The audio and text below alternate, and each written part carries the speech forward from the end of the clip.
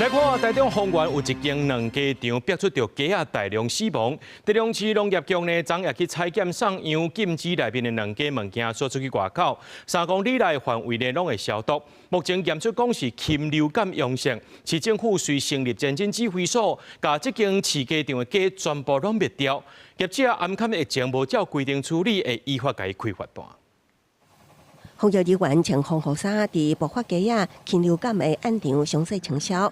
台中丰原这个两家场，互民众举报有鸡仔大量异常死亡，也亲像台伫两家场的拄定内。市府稽查人员礼拜透早就去了解状况。集合证要给我看一下吧。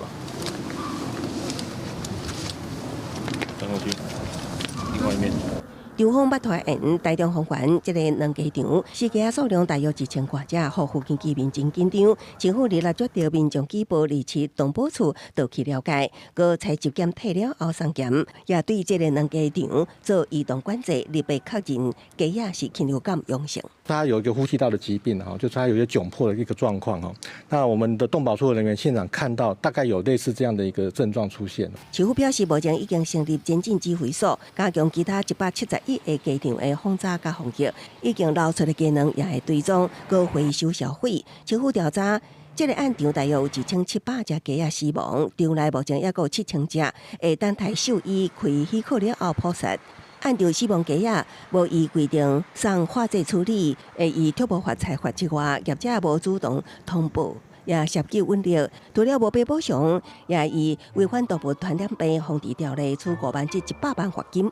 发生这个事情没有进行主动通报哈，以及进行相关的这个销毁作业哈，那我们会开罚。应该是管理的问题啦。系啊，这个空中往来给监弄会意外啦，怎么去防堵它？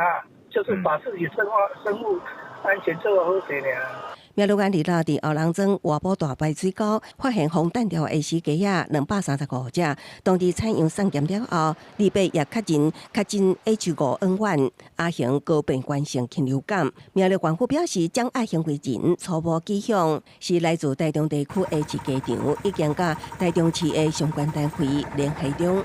公视新闻采访报道。